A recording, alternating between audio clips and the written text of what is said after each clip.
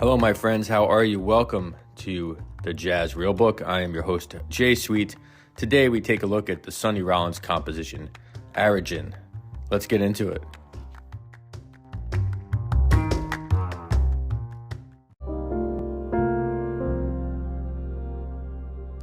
The song Airegin, A-I-R-E-G-I-N, comes from the pen of the great Sonny Rollins. He came up with the name Airegin by spelling Nigeria backwards. The song was first recorded in 1954 on the 10-inch record Miles Davis with Sonny Rollins for Prestige.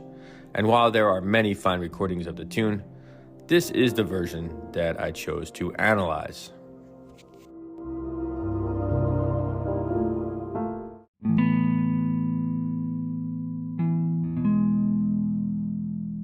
All right, let's talk about Sonny Rollins. Born in 1930, Sonny Rollins was one of the premier tenor saxophonists in jazz.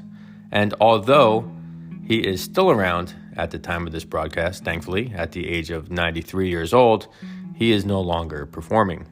Sonny Rollins was born in New York City and grew up in central Harlem and the Sugar Hill section of Manhattan. He began playing sax around the age of 8.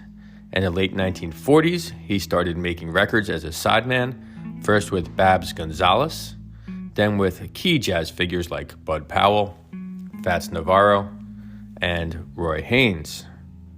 In 1950, Rollins was arrested for armed robbery, and then again in 1952 for heroin possession.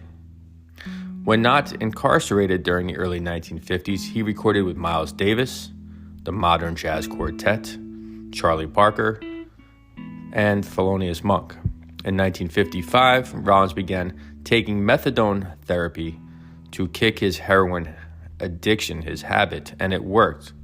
And Sonny Rollins became a more focused man and a more focused musician.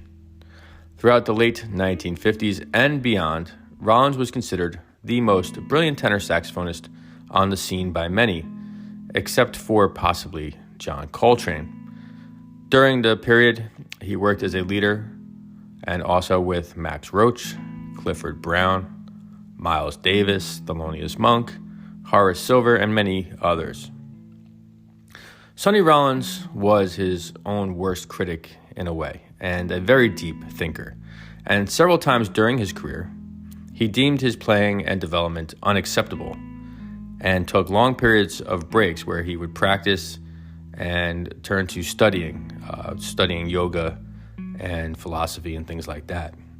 From 1959 till 1961, Rollins practiced for nearly 15 hours a day on the Williamsburg Bridge. Except for lengthy periods of self-imposed breaks to reevaluate his performance and his life, Rollins continued to impress audiences with his incredible abilities as an improviser, and his catalog and impact have been incredible.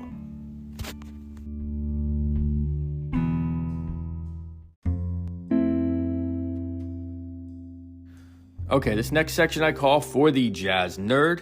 This is for people wanting to learn more about the tune, to take a little bit of a deeper dive. It's perfect for students or anyone trying to get a better understanding of what's happening in the music.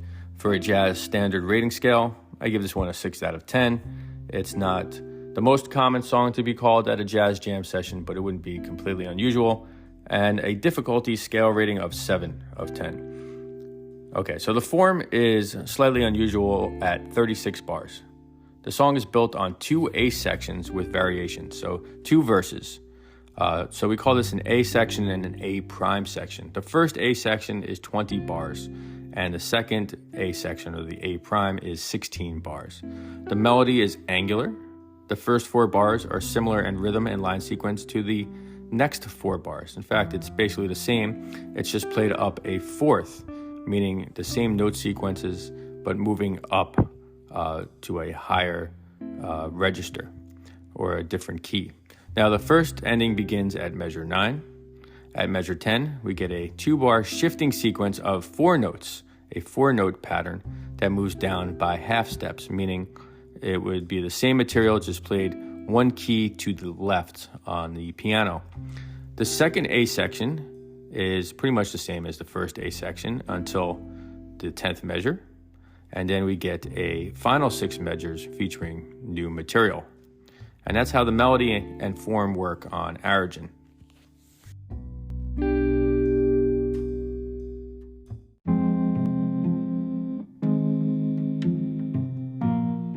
Okay, let me now talk about the harmony, the way the chords move within this song. This gets pretty specific, so just hang in there if you're not a musician. The song is in the key of F minor. All songs have a home key, a place where the notes are mostly situated, and the chords. And this song, it shifts harmonically during the first ending by moving to a new key of D flat major during this first ending, and then to C major, B flat major, before settling on A flat major, which is the relative major to the key of F minor. It's a lot of information. What I'm trying to tell you is the song shifts keys frequently, and that makes it kind of harder to play. So essentially the harmony moves down by connecting these chords that are known as 2/5 chords. These are connecting chords that imply or set up a new key. Now, the second ending changes key as well, but with a set of what we call deceptive resolutions. And these imply keys D flat, C major, and B flat major before eventually settling on A flat major. So a deceptive resolution means that these setup chords, these 2/5 chords, they suggest a new key, but they don't actually resolve to that key. So basically the point is this: Sonny Rollins was very clever in organizing the chords on Airegin.